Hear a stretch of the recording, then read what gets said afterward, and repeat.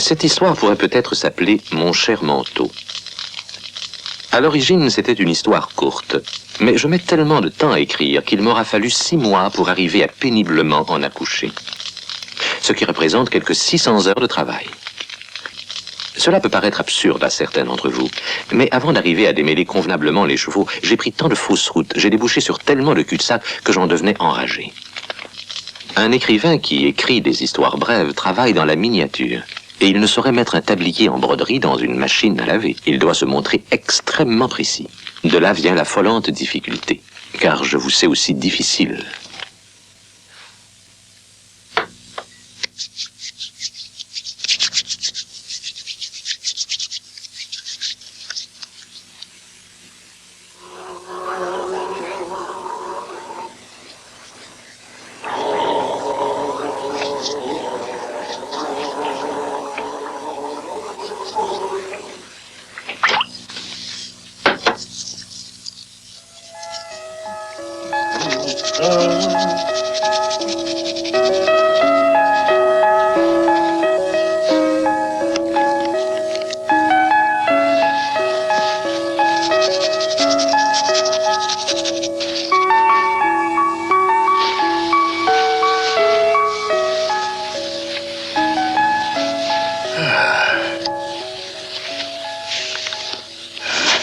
Ça fait déjà 3 mois, c'est impossible. Mais si. Grand Dieu, comme le temps passe. Il me semble que c'était hier. Quoi donc? Ta dernière visite à Tante Maud. Non, il y a 3 mois. Tu rentreras lundi matin? Je pars pour le week-end, comme d'habitude. C'est pas trop rapproché une visite tous les 3 mois? 4 fois par an, cela fait des dépenses excessives, non? Ce n'est que ta grande tante. Elle est vieille, pauvre, et si je comprends bien, ça ne peut rien rapporter. Non. Ça semble un peu excessif, et voilà tout. Une tante... Tous les 3 mois, 4 fois par an. J'ai beaucoup d'affection pour moi. D'accord. Elle n'a plus que moi comme parente et je ne vois pas ce qu'il y a d'anormal. Elle n'a rien ni personne pour s'occuper d'elle. Bien sûr. Et je t'admire, à vrai dire.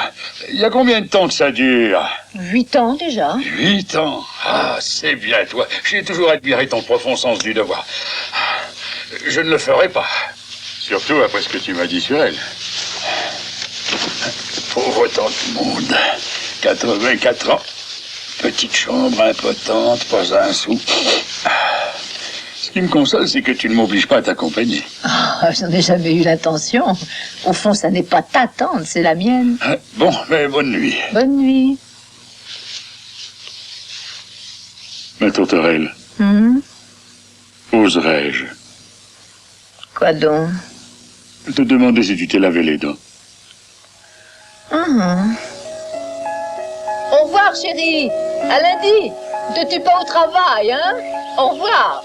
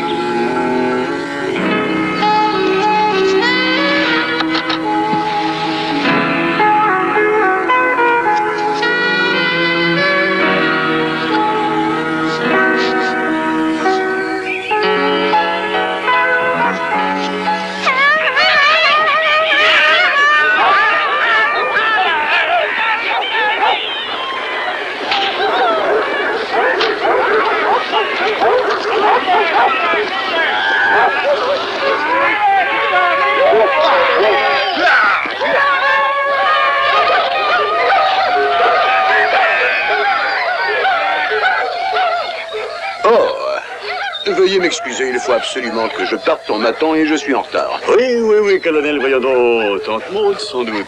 Ah, c'est célibataire endurci. Tante Maud, c'est ça, oui.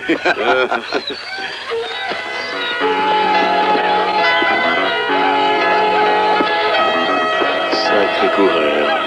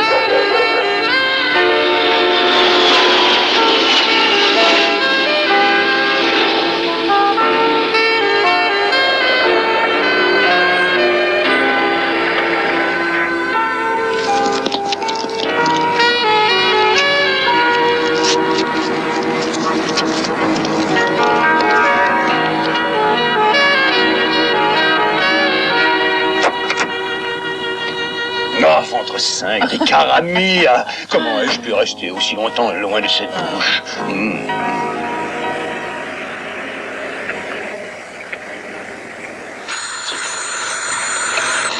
Regardez ce que vous l'avez dit. Avec un rince-bouche au fjord 2 fois par semaine? Oui, 3 fois même. Et vous servez-vous du fil de soie? Oui. Je me masse même les gencives. Ah, alors c'est peut-être bien le brossage. Quel est le credo du brossage, Miss Poultney? 10 allers-retours, de bas en haut. C'est toute la longueur de la brosse qu'il faut. Les dents ont 3 faces, alors il suffit d'un verre d'eau, de 5 minutes et de dentifrice pour être beau. Ah, c'est vous. Oh, Miss Poultney, je resterai tard ce soir, j'ai oublié de vous le dire. Oh, cela me rappelle, Monsieur Bixby, je vous ai commandé des sandwichs. Merci. Je dois monter quelques couronnes. Oui, Monsieur Bixby. Excusez-moi, Monsieur Bixby, mais je crois que l'injection commence à perdre de son effet. Ouvrez la bouche.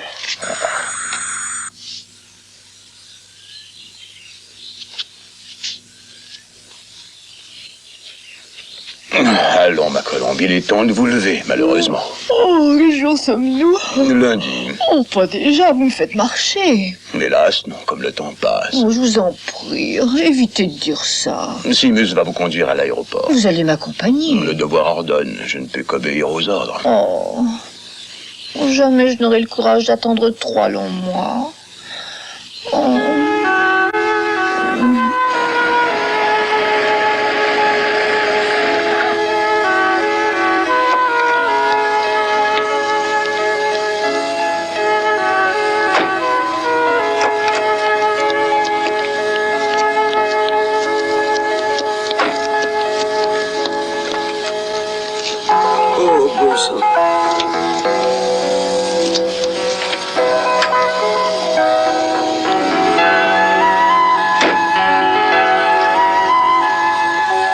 Madame, j'ai failli oublier.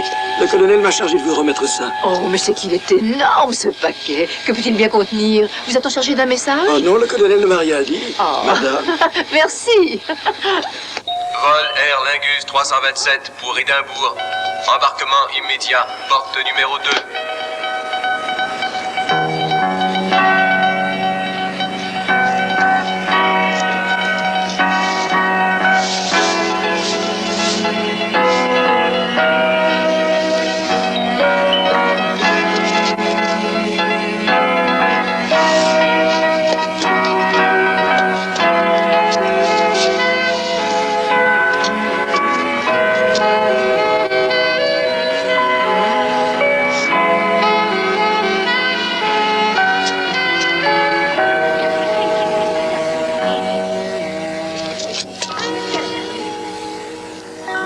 Ma Colombe, il m'a semblé vous entendre dire un jour que vous aimiez beaucoup le vison. Sauvage, il va de soi.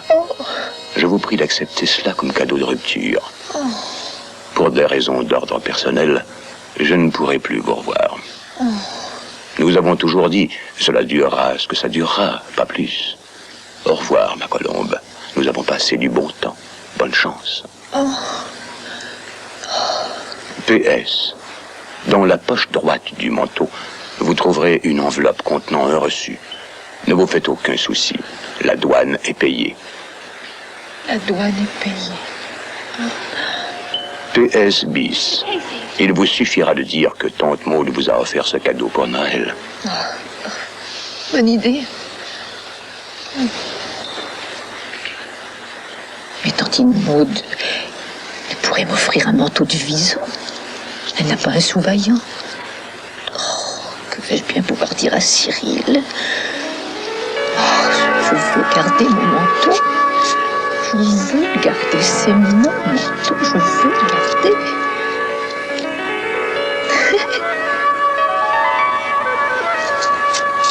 Mais comment vais-je expliquer ça? Que vais-je pouvoir dire à Cyril? Toujours la même chose, quand il pleut, ça roule pas.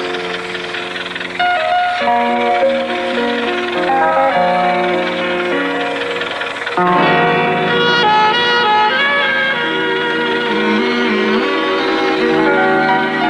excusez-moi, chauffeur, pouvez-vous me déposer là et m'attendre un moment, s'il vous plaît?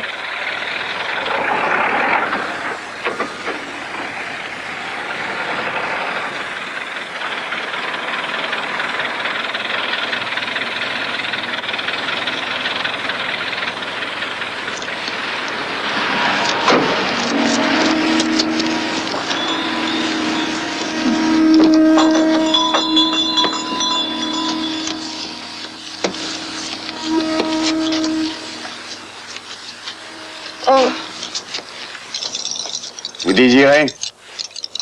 Oh, bonjour. Oh, c'est rare que ça m'arrive, mais je viens de m'apercevoir que j'ai oublié mon sac. Les banques sont fermées aujourd'hui, je n'ai pas un sou sur moi. Il me faut de l'argent pour rentrer à la maison. J'avoue que j'ai l'air d'une belle imbécile. Que proposez-vous? Oh ben, comme vous le verrez, il a beaucoup de valeur, ce manteau-là.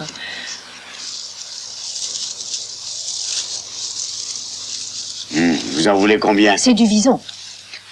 Combien voulez-vous? Oh, pas tellement. Juste de quoi payer mon taxi. Je reviendrai demain pour le récupérer. Combien? Je sais bien que ça a l'air bête si j'avais eu une bague ou n'importe quoi, mais voilà, je n'ai que ça à vous proposer comme gage. Et si j'avais su, j'aurais... Question. Combien vous en voulez? Manteau, égal prix. 50 livres, peut-être? Pour le taxi? En fait, ça vous regarde. 50 livres. Je vais vous les prêter.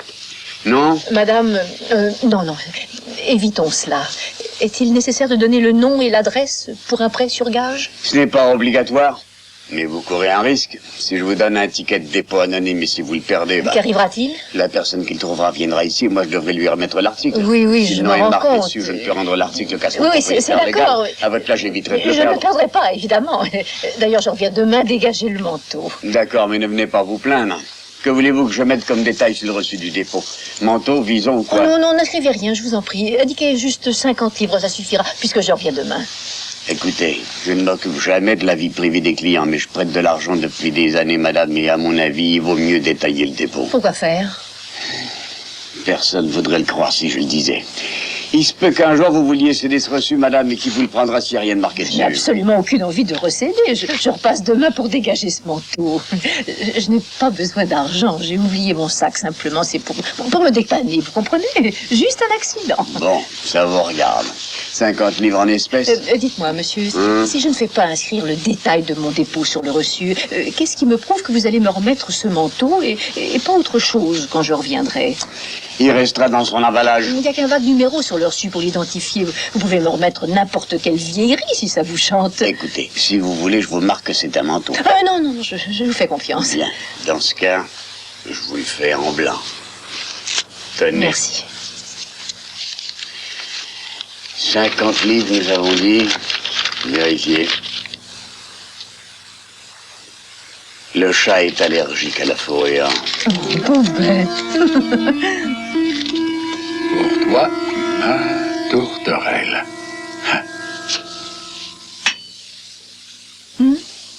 Je t'ai réservé une petite surprise. Regarde. D'après toi, il n'y a que les Américains pour réussir les dry martini. Mais goûtons celui-ci. Parfait. Ce n'est qu'une simple question de dosage. Il ne faut pas que le gin l'emporte sur le vermouth. D'ailleurs, je me suis acheté une mesure. Je reconnais là ton souci de la précision. Oui, je sais. Ensuite, Pardon? tu me parlais de la tante Maude. Oh oui. Ce n'est pas qu'elle aille très mal, mais je l'ai trouvée presque transparente. Oui, elle est si fragile. Ça ne repose sur rien de précis, mais j'ai eu l'impression de la voir pour la dernière fois. Oh, qu'est-ce que tu racontes? Quoique 84 ans, il ne faut pas s'attendre à des miracles. J'ai travaillé tout le week-end. Oh. Eh oui, j'ai fait des couronnes et mes petits comptes. Oh, tu n'es pas raisonnable, Cyril. Laisse ses travaux secondaires à d'autres, voyons. Je croyais que Miss Polton, je me souviens jamais, devait s'occuper de tes comptes. Ah, malheureusement, chérie, on ne peut pas compter sur les jeunes gens pour travailler le week-end. La conscience professionnelle, ça n'existe plus de nos jours.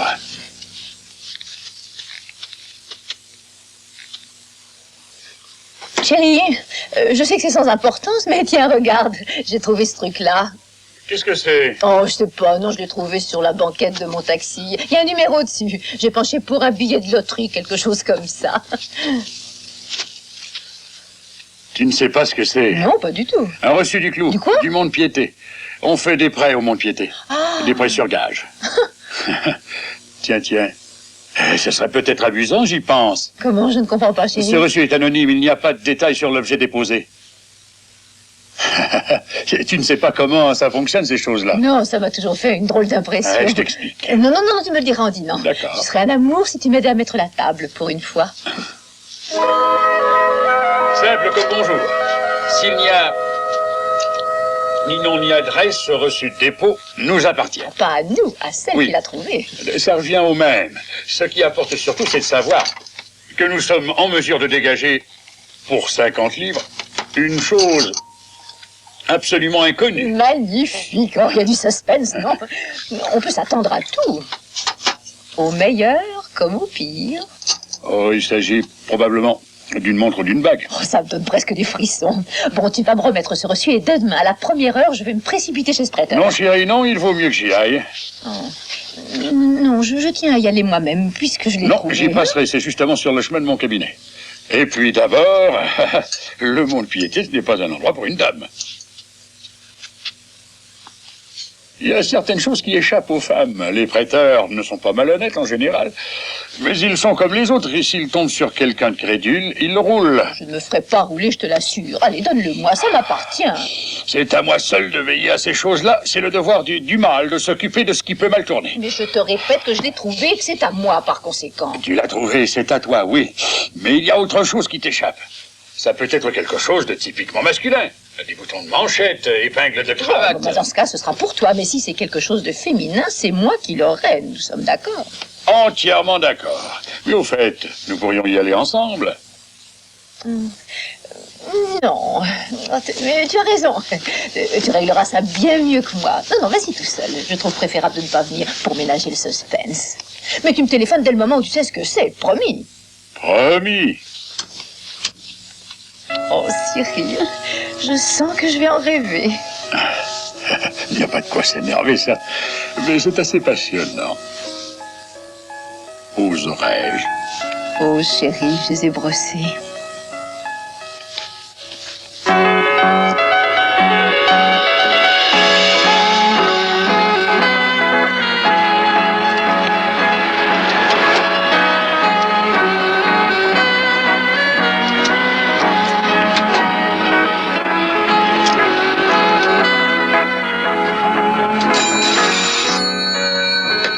Allô? Ça y est? C'est vrai? Oh, dis-moi ce que c'est, dis-moi vite. Oh, mon chéri, sois gentil, allez, dis-moi vite ce que c'est. Oh, non, j'en ai pas la moindre idée. Arrête de me faire des cachotteries, c'est quelque chose de féminin? Oh, je t'en prie, mon amour, tu n'as pas le droit de me rendre cardiaque. Ça dépasse l'imagination. Bon, alors... c'est un collier? Non. Un diamant, peut-être? Non, absolument pas. Ça peut se porter? Je n'en ai pas la moindre idée. Un sac? Oh, pour l'amour du ciel, dis-moi vite ce que c'est. Je n'attendrai sûrement pas jusqu'à ce que tu rentres. Je m'apprête et j'arrive à ton cabinet dans 30 secondes.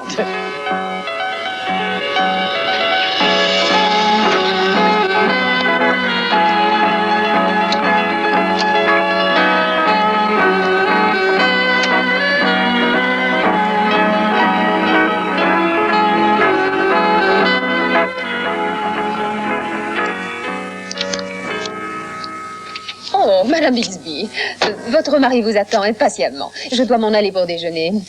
Ne vous impatientez pas, le docteur va vous recevoir. Cyril, c'est moi. Entre vite. Ferme les yeux. Oh, Cyril, ferme les yeux, ma tourterelle. Il faut jouer le jeu jusqu'au bout. Encore un petit peu de patience. Ça y est, tu peux regarder. Allez, jette un coup d'œil.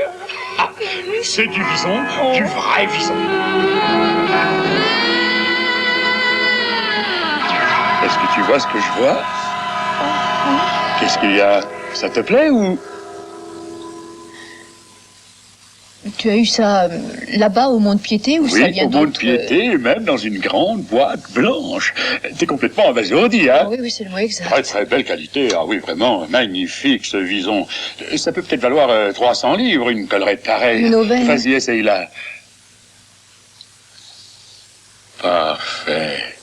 Tu le portes avec beaucoup de chic, oui. Et tu sais que le vison, c'est très rare. C'est pas tout le monde qui en a. Non, bien sûr. Je te préviens que malheureusement, il faudra te contenter de ça pour ton petit Noël. 50 livres, c'est plus que je ne voulais mettre. Je voulais t'inviter à déjeuner pour fêter l'événement, mais j'ai déjà pris du retard. Il y a un client qui m'attend depuis 1 heure. J'oubliais, je ne rentrerai pas de très bonne heure ce soir. Oui, mes couronnes.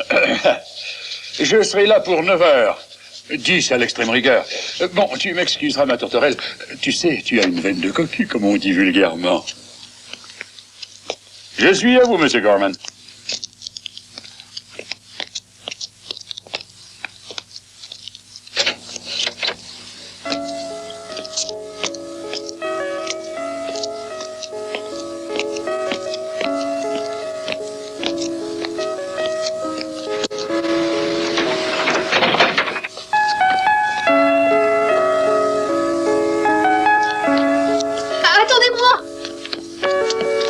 Vous descendez?